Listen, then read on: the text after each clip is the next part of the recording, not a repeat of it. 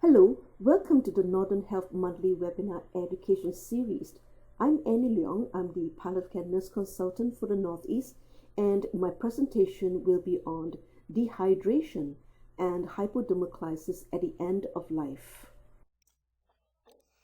The learning objectives for this presentation may be broadly categorized into four areas of focus. That is dehydration at the end of life, artificial hydration, hypodermoclysis, and lastly on decision making. Now, note there's a difference between dying from dehydration and dehydration in dying patients.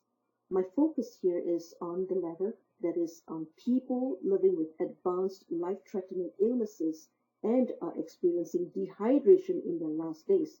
So let's go on to look at the definition and causes. Fluid balance in a normal individual is achieved by matching the daily water intake to the fluid losses from the body. So dehydration is said to occur as a result of reduced intake and an excessive loss of water from the body. Fluid deficit disorder can be divided into two broad categories, that is dehydration and hypovolemia, which we present together or separately.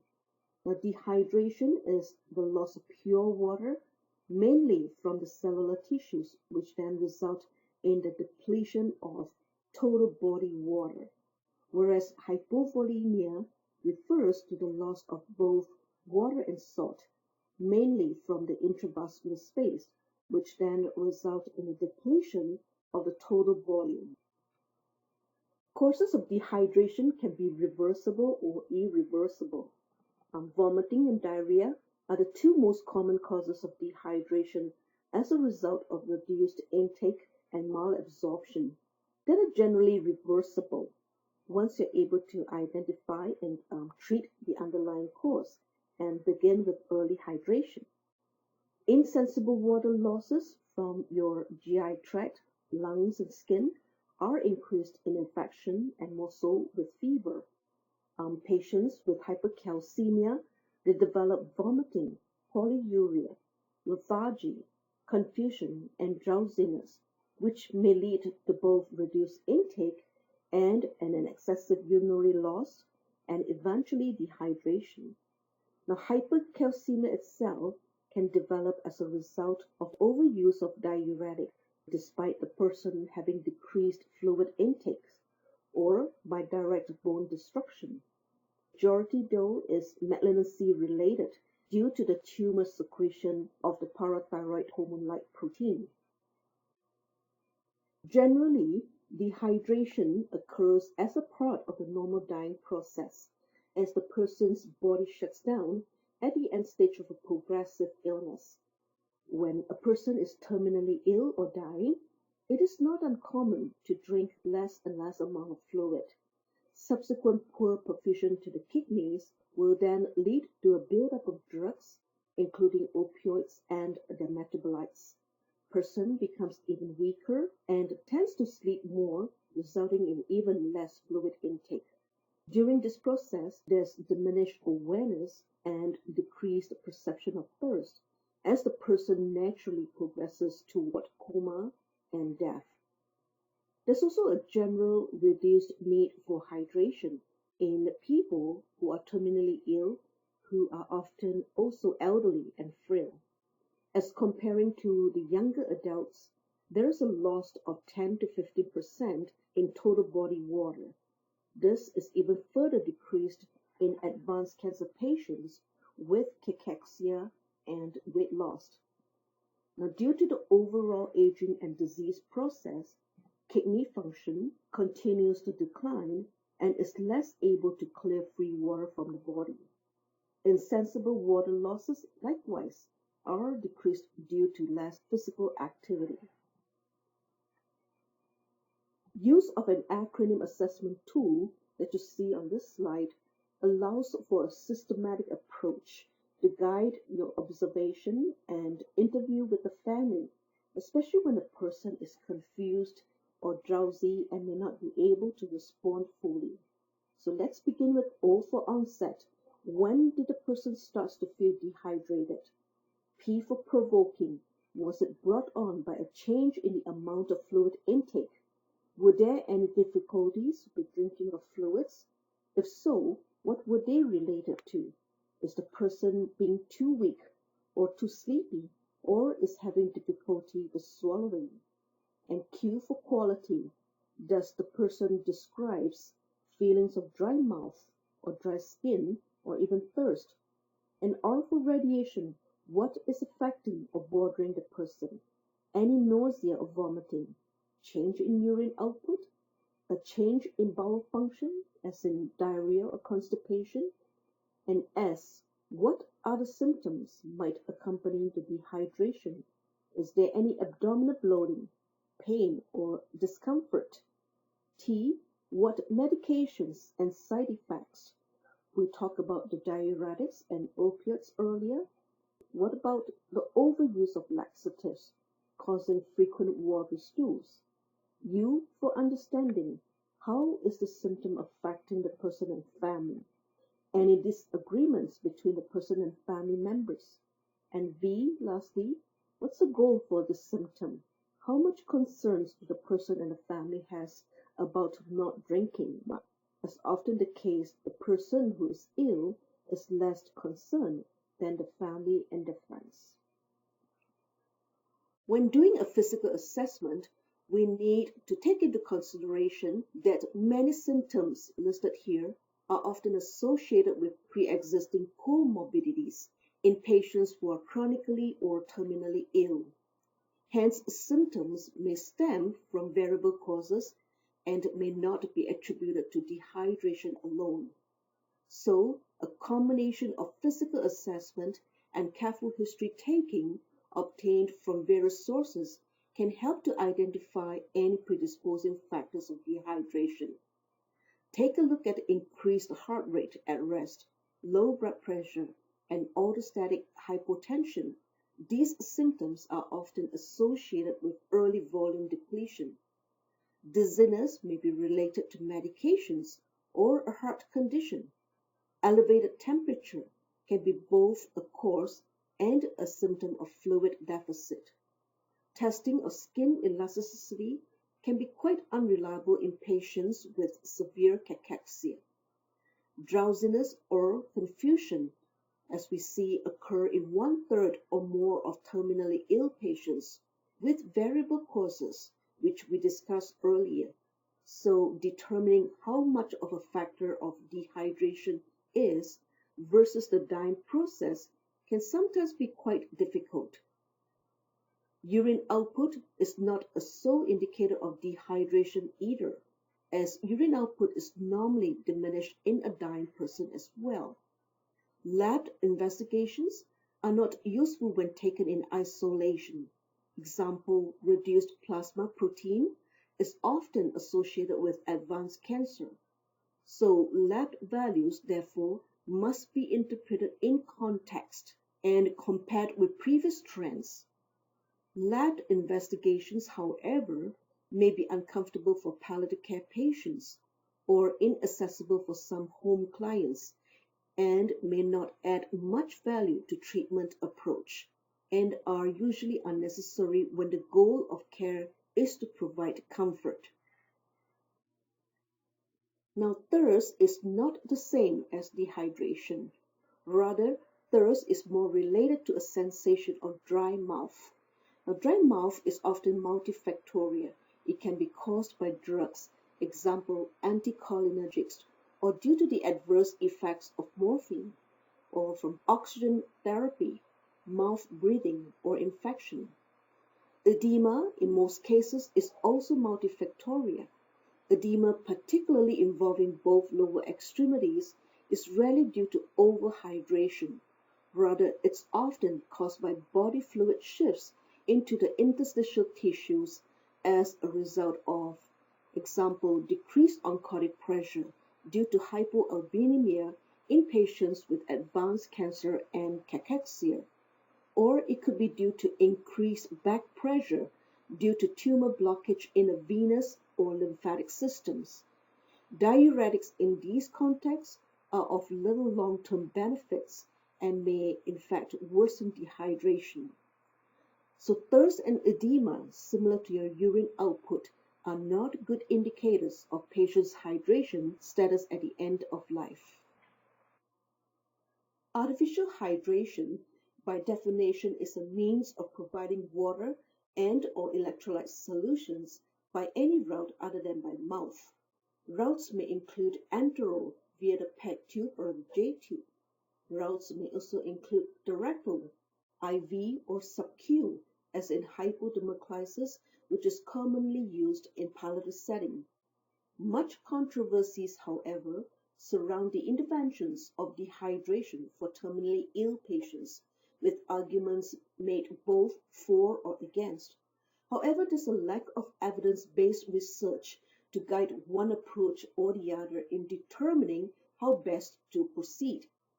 Given that the palliative approach to care extends well beyond the typical 6 months of life expectancy and varying goals of care across a person's illness trajectory, we should then be prepared to provide person and family with accurate and unbiased information on artificial hydration at the end of life.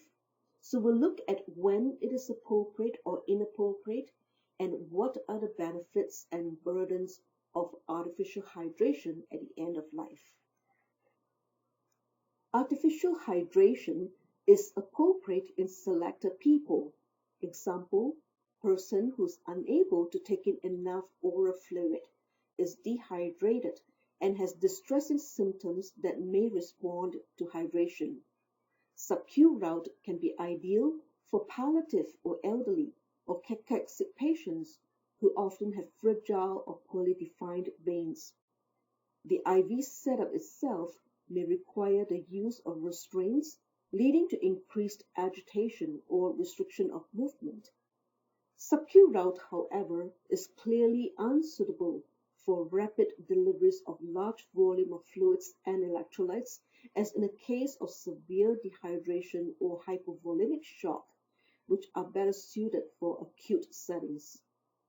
Person or family who wishes to receive hydration by this route may be offered on a trial basis, with the caveat that there's clear discussions around expectations and goals of care. Oftentimes, though, such request serves to satisfy the person's or the family's emotional need to provide hydration and to do everything that can be done. Arguments for providing hydration in this case may appear as doing something and thus provide psychosocial benefits in easing the person's or the family's anxiety around the time of death. On the other hand, decisions to hydrate should take into consideration of the clinical context and quality end-of-life issues. Generally, rehydration is inappropriate during the end-stage disease process. Example, end-stage congestive heart failure, where there's reduced cardiac output and tissue perfusion. A dying person's body therefore cannot manage fluids normally. Hydration may worsen respiratory congestion, pleural effusions, ascites, and peripheral edema, especially in the setting of liver or renal disease, and even more so in the presence of significant hypoalbuminemia due to the risk of acute pulmonary edema. Another contraindication is the presence of major bleeding disorder. When a person's death is imminent, rehydration in an attempt to provide symptom relief of thirst and to prevent dehydration is inappropriate. There are specific circumstances, though, when short-term hydration has the potential to significantly improve a person's quality of life and overall well-being, such as to relieve thirst and improve oral comfort, to facilitate productive cough and thereby improving the clearing of secretions, to improve GI symptoms due to persistent nausea, vomiting, or diarrhea, or to improve GI function of unobstructed bowels, example, constipation, or to improve renal function, thereby facilitating the reversal of conditions where life expectancy is unclear, where dehydration or hypercalcemia may be contributing to delirium, terminal agitation, or opioid-induced adverse effect, and therefore may improve alertness and clear thinking, thus allowing that person to interact with family and to make choices about care. As there is no strong evidence to support the benefits of artificial hydration, we need to educate person and family regarding the potential burdens of artificial hydration. Do understand though that some of the anecdotal reports of negative outcomes may arise as a direct result of rehydration, which can lead to volume overloading, such as increased oral secretions may lead to pooling of secretions in person who's not able to swallow, or increased respiratory secretions, thus worsening cough, respiratory congestions, or breathlessness, especially in the presence of heart failure, or increased GI tract secretions, which may then lead to more nausea and vomiting, abdominal bloating, and of pain due to the worsening of the distension and contraction cycle within the gut lumens, or increased urine output causing more bedwetting or burdensome use of bedpans or catheters. Increased edema can contribute to pressure sores. In fact, terminal dehydration can gradually relieve edema around tumors, thus reduce painful pressure. Rehydration will not improve cognitive function in a setting of end-stage organ failure.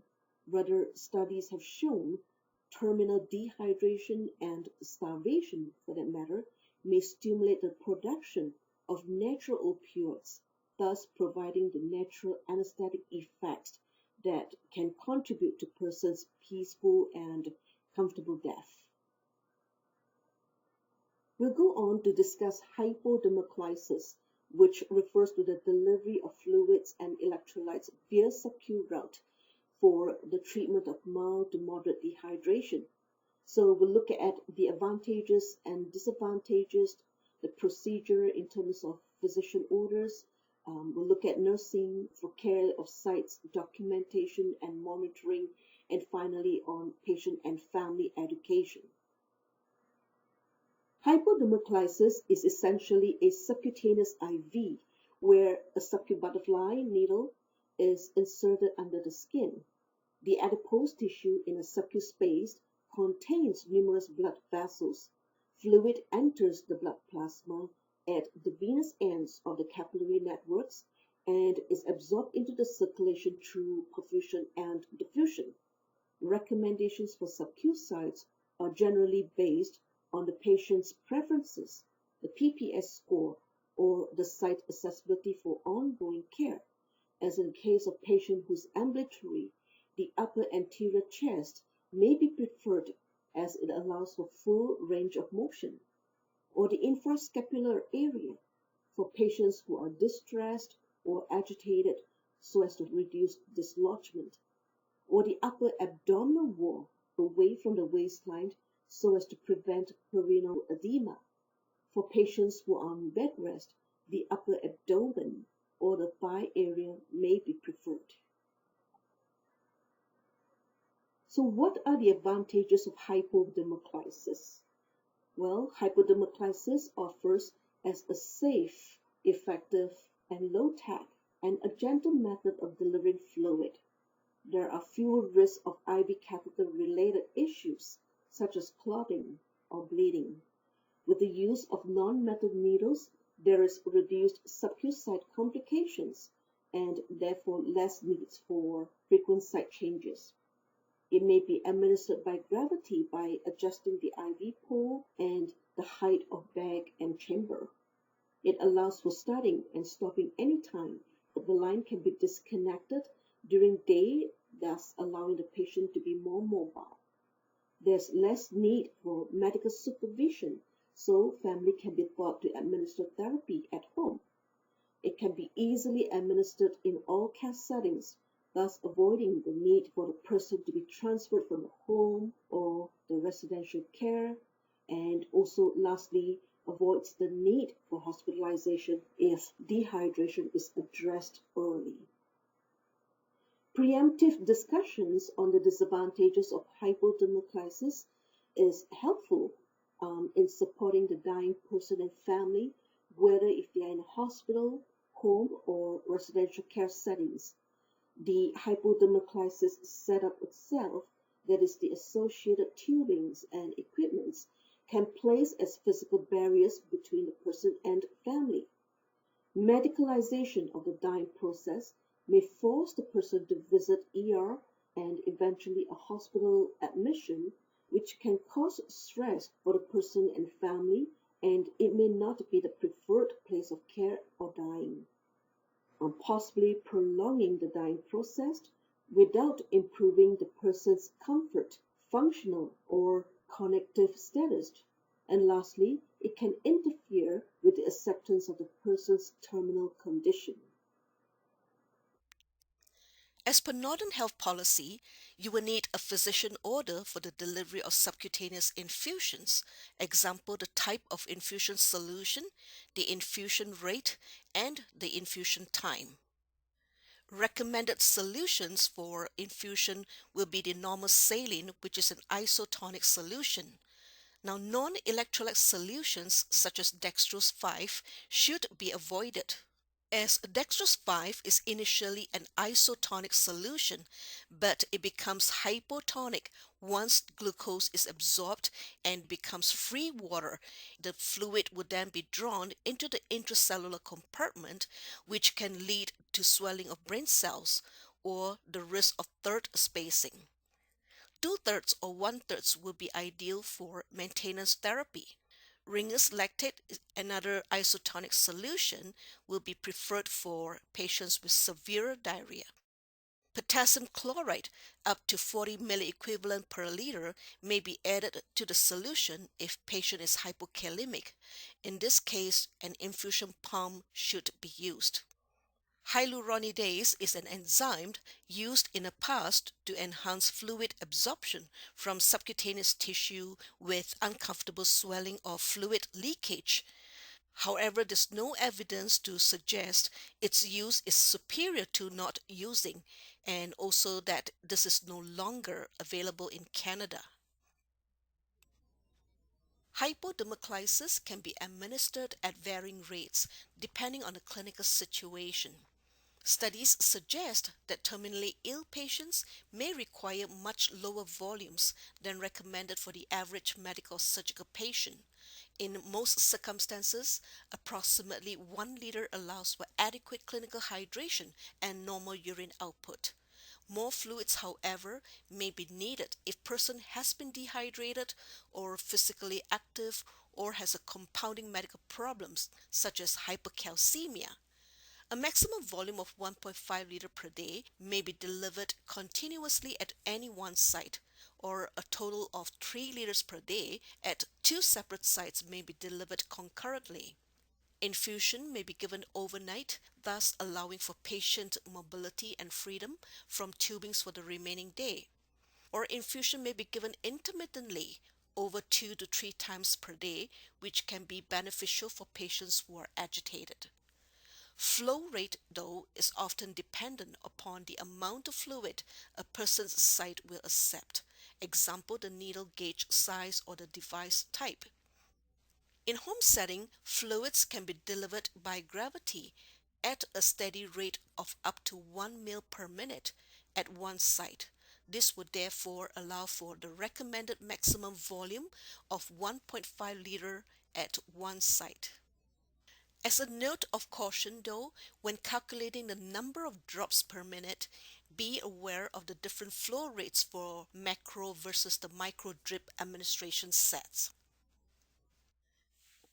Fluid leakage or pooling of fluid at the subcu site are often due to poor absorption or too rapid infusion. Example, slight local edema tends to occur with bolus infusions. So selection of subcu site should therefore be considered in terms of appropriateness of volume, the rate and the type of fluid to be given. The subacute sites that you want to avoid would include ascites, petting edema, or the lymphoedematous tissues. These areas will not only compromise the fluid absorption but can also cause skin breakdown and increase risk of infection. Tips for improving absorption would include checking the site more frequently, applying warm compress to the site, or slowing down the infusion rate, or using an infusion pump. And if these suggestions do not work, we may have to consider dividing the volume into two separate sites, or even stopping the infusion and removing the catheter and changing the subacute site.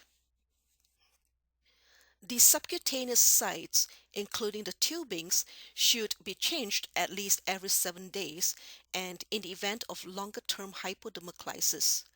You may want to change the site more often whenever there's any irritation to the area, example by medications such as potassium chloride. You want to observe the site if it is reddened, hard or warm to touch, or painful or is leaking. Dressings may be changed at the time of reinsertion or whenever necessary.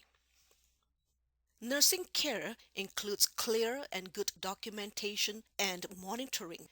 You want to monitor the infusion after 1 hour and regularly to ensure that the infusion rate is correct. You want to monitor the person for any signs and symptoms of fluid overload, such as adventitious lung sounds or the neck vein distension, which is a rather late sign. Person receiving artificial hydration should be reviewed regularly throughout the trial period.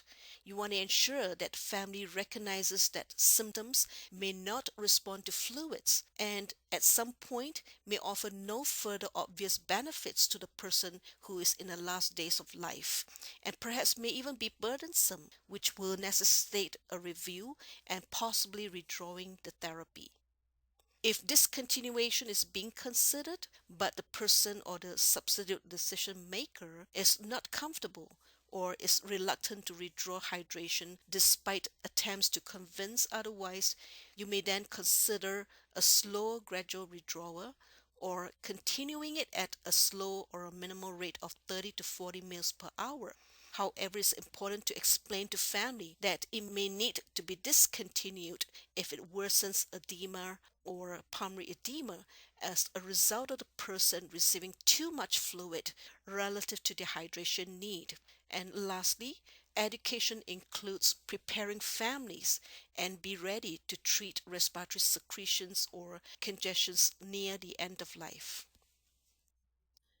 While reduced oral intake and dehydration is a common and natural part of the dying process, dying from dehydration is not, nor is dying from thirst. Education, therefore, should include providing information as well as anticipatory guidance of the dying process. Oftentimes, families' advocacy for artificial hydration may stem from misperceptions about the underlying situation or meaning of signs and symptoms that they see. You find a family may say, I don't want my wife to dehydrate to death, or dehydration is a miserable way to die. We may gently explain, I can understand why you might think that, but she's dying of cancer, not dehydration. Or family may say her mouth won't be so dry if she has an IV.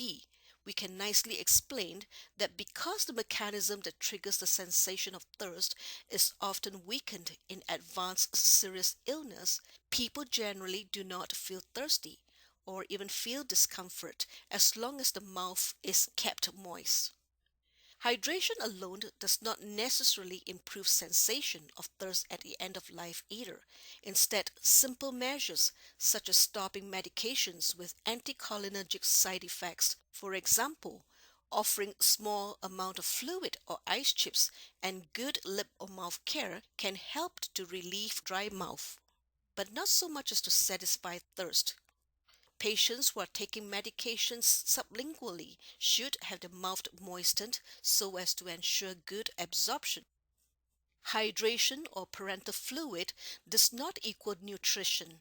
Pushing calories in terminal phase does not improve the person's function nor outcome, but rather it may prolong dying. The person who is terminally ill and is hoping to die at home generally do not want interventions that will prolong the dying phase of their illness. Usually, the overriding goal is comfort, and this can almost always be achieved without hydration. Handouts on food and fluid needs at end of life for family and caregiver are available on our Northern Health website. These brochures provide good information on dehydration near the end of life and some good tips for comfort care. For the next few slides, I will be talking about healthcare decision making using goal-focused approach. We will consider the roles of the person, the family, or substitute decision makers, and the healthcare team in decision making. I will use two case scenarios with varying context to facilitate discussions. To determine whether if an intervention is appropriate, assessment should be highly individualized and the decision-making process is person and family centered as guided by their goals of care. So factors to consider are: what are the goals of care? Are the goals appropriate? That is consistent with the needs and values unique to the person and family. The goals of care should be reassessed regularly and modified accordingly in view of changing goals of care as the person's condition declines. Next, what is the person's current quality of life? Can the person's quality of life be preserved as defined? Quality of life is multidimensional and subjective. It changes over time and may fluctuate from day to day depending on factors such as mood, level of symptom control, and psychosocial spiritual distress on any particular day. And next, what is the person's estimated life expectancy and illness trajectory? Person with advanced cancer often has a more clearly recognizable decline of disease trajectory. Patient in their earlier phase may benefit from fluid therapy to maintain physiologic stability while undergoing palliative chemotherapy, whereas person with end-stage organ failure often experiences chronic debility with recurrent exacerbations and can have unpredictable disease trajectory. So when life expectancy is unclear, it is more likely to be clinically appropriate to provide a time-limited trial of treatment as desired. What are the potential benefits and burdens of artificial hydration for the person? Are the symptoms of delirium caused by dehydration, for example, are they potentially reversible? When benefits or burdens of artificial hydration are uncertain, again, a time-limited trial of rehydration may be considered. Next, how would treatment potentially impact overall quality of life? Can a person's symptom relief help to reduce distress for person or family? And lastly, what are the person's or family's values, the belief systems and goals of care? Does he or she desires treatment? And what are the person's and family's expressed wishes? Like most medical interventions, artificial hydration at the end of life falls into one of three main categories of potential interventions based on its effectiveness in achieving various goals, such as firstly, physiological goals, example, a normalized serum calcium level. So this is something which is a measurable clinical outcome as determined by the healthcare team. Secondly, the experiential goals, example, improved cognitive function or energy as determined by the person. And then thirdly, if it is consistent with the standard of medical care as in a context of an acute reversible event, for example. For goals that are clearly achievable under these circumstances, we may then proceed with rehydration when there is an informed consent and as desired by the person or the substitute decision maker. Next category are intervention outcomes that are uncertain in meeting the intended physiological goals, rather that the hoped for goals are more experiential as in a case where the person's delirious state may not be fully reversible, but the family's hope is to achieve an improved level of clear thinking. Under these circumstances, hypodermoclysis may be offered for a limited time period, example 24 to 48 hours. Now, prior to initiating hypodermoclysis, though, it is imperative that discussions occur with the patient or family and caregiver so as to firstly clarify expectations and to delineate clear goals. And then secondly, to explain the benefits and burdens of hydration. And thirdly, to set the parameters and indications for discontinuing the therapy, such as target outcomes and means to assess them. Example, improved nausea and vomiting due to side effects from chemotherapy. And next, an agreed upon specific time frame to assess effectiveness. Example, if the person wants to possibly live until a certain period. And lastly, the plan of action if goals are not met, and this should include information on resource and support so as to assure comfort and non-abandonment. Third category are interventions that cannot possibly reach their intended outcomes and are not consistent with the general standard of medical care. Example, providing rehydration in a context of an end-stage heart failure. In fact, there is no legal or ethical imperative to provide medical interventions such as artificial hydration unless the benefits clearly outweigh the burdens. Role of the healthcare team in this instance is to explain the reasons, involve the family via case conference through an open and frank dialogue to explore alternative approaches and decide on different goals for what they hope to achieve. Challenges or conflicts around medical diagnosis or prognosis may be addressed by offering second medical opinion or by referring to the Northern Health Palliative Care Consultation Team or the Northern Health Ethics Community. Let's take a look at Mr. Smith in his mid-50s who is recently diagnosed with an inoperable pancreatic cancer. Despite having completed 2 courses of chemotherapy, his disease continues to progress. Mr. Smith has significant symptoms of anorexia and nausea and recently has been experiencing decreased oral intake. His PPS by the looks is still rather high, say 70%, as although he's not working, he's still able to do some gardening. However, in the past week, he has increased nausea, dryness of mouth, and a daily fluid intake that is barely 1 cup. Take a moment to think, what are the causes of dehydration? Well, the nausea could be induced by opioids, constipation, GI obstruction, or even the disease progression itself, or hypercalcemia, or even an oral infection.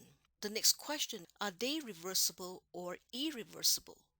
Life prolongation is generally not feasible nor an appropriate goal in very advanced stages of disease.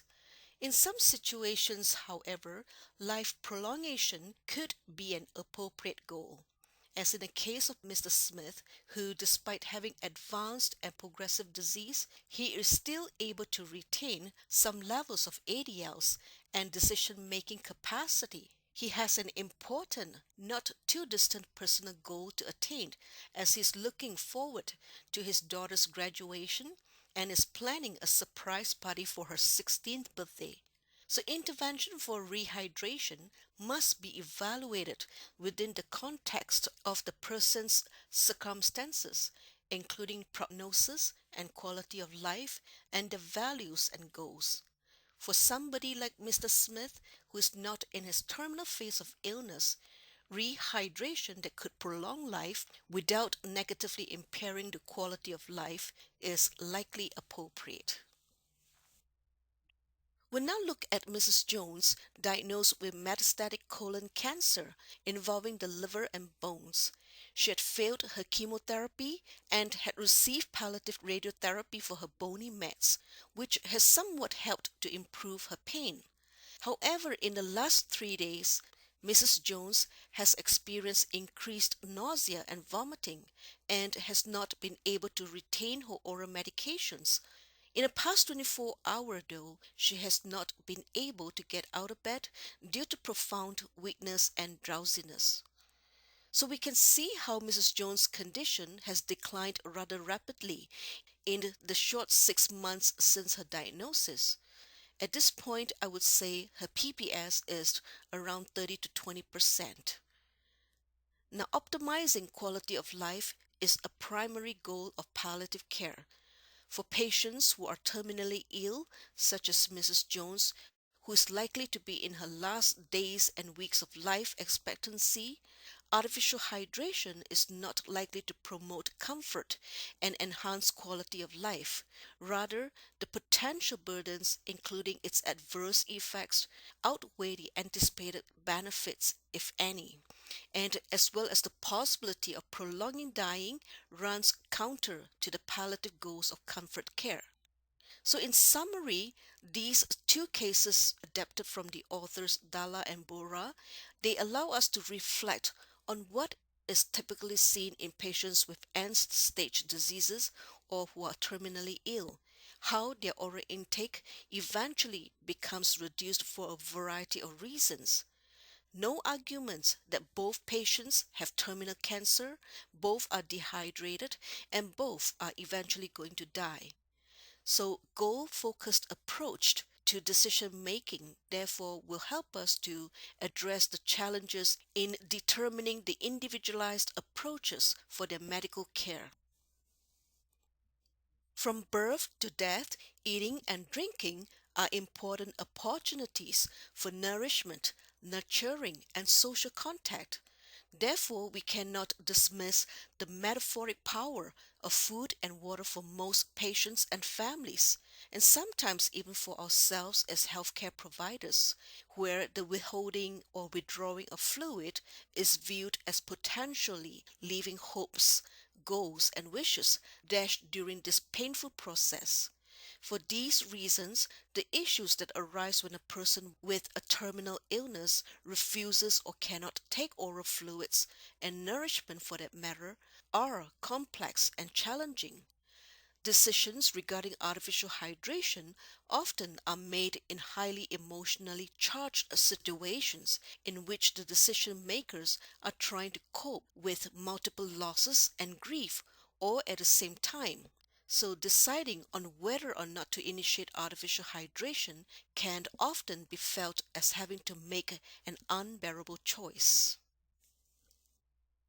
When a loved one is dying and can no longer swallow nor direct the healthcare team in what to do, a spouse, adult children, other relatives, or close friends may be called upon to represent the loved one as a substitute decision maker.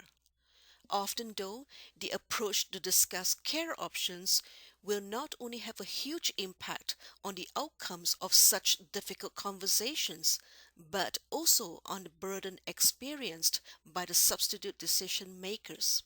In palliative care family meetings, are we then sometimes asking patients and families to make difficult decisions between two options, to hydrate or not to hydrate?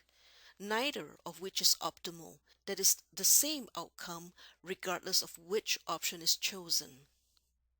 Decision is made even more difficult if there is no advance directive and if the wishes of the patient to guide the decision are unknown. This can be a very challenging and distressing situation for families who may feel ambivalent and unable to make a decision. So we want to avoid presenting quote and unquote non-choices as choices to family, say by offering options of trying to treat in which they are told will prolong suffering, or letting nature takes its course in which either case patient will soon eventually die. Help family to consider carefully the rationale of trying to prolong life by adding time to the period of dying, say by extending the final days in a person with terminal illness. Are we then prolonging life or prolonging the dying phase? Family and other substitute decision makers can find it very burdensome to be asked to decide about the loved one's care. According to Dr. Mike Carlos, a very dedicated physician in advancing hospice palliative care and to different approaches to care choices, that rather than asking what family would want done for their loved one, try to rephrase in ways that we are asking what their loved one would want for him or herself if he or she were able to say so. This will help to offload the burden from family of a very heavy and difficult responsibility by placing the ownership of the decision where it should belong, that is, with the person. In this case, family is the messenger of the person's wishes based on their close relationship with that person. Rather than having to decide care of their loved one, family is merely conveying how the loved one would guide care. By keeping mindful of the person's goals, family can feel assured that they're making choices that the loved one would make. Making decisions for someone else can come with a tremendous sense of responsibility, that uncomfortable sense of ethical uncertainty of doing the right thing, especially when death follows an explicit choice to withdraw an intervention and instead to focus on comfort care of that dying person. In situations where death will be an inescapable outcome, families may nonetheless feel that their choices about care are life and death decisions. It may help, therefore, to reaffirm them that the underlying illness itself is not survivable and that none of the choices nor decisions that they make can change that. Their input will help to make sure that the care provided is consistent with how the loved one would have guided it, while ensuring that comfort and dignity are being addressed as well. The emotional issues of family, the due concerns of seeing the loved one suffering from thirst and dehydration, must be identified, acknowledged, and addressed. Help families to see whose suffering is being described here, the families or the persons. Often, decision burden can be misplaced in attempts to reduce families' own emotional suffering and may not be based on any direct physical benefits of the ill person. Decisions, rather, should focus on the person's comfort rather than on the family's goal of providing optimal hydration. Families' suffering, nonetheless, is still very relevant, but it should be addressed beyond the risk or benefit issues of hydration. We want to encourage nurturing and comfort in other ways. Often, advocacy of artificial hydration by family or even healthcare providers ourselves may be in response to a feeling of helplessness in the face of cancer or of dying.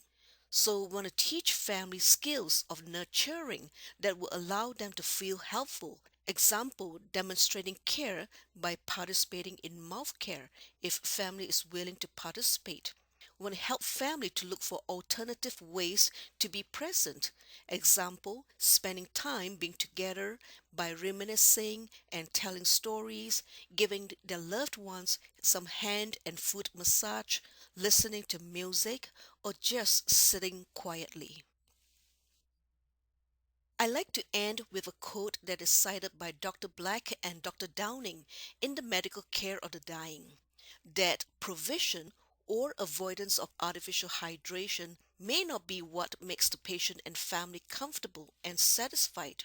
Rather, it's the atmosphere of the care setting, the attitude of staff, the quality of interprofessional relationships, and communication among staff, person, and family, and the overall care plan that will contribute to the success of either providing or withholding fluids. So, communication is key and it's important. Now, with a better understanding of dehydration at the end of life and the goal focused approaches to care, I hope that this quote will resonate with you in your practice and in your care setting. On behalf of the Northern Health Palliative Care Consultation Team, I'd like to thank you for this opportunity to be a part of your learning experience and in the care that you will provide in your everyday practice. I hope you will find this information useful in how we can make a better experience for our patients and families at the end of their life.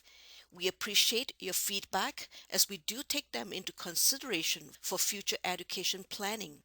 If you have any questions or clarifications, please do not hesitate to contact any of your palliative care nurse consultants in your area. You are most certainly welcome to call me or send me an email at 250-795-6134, Annie Leong in full at northernhealth.ca. Thank you very much for your time.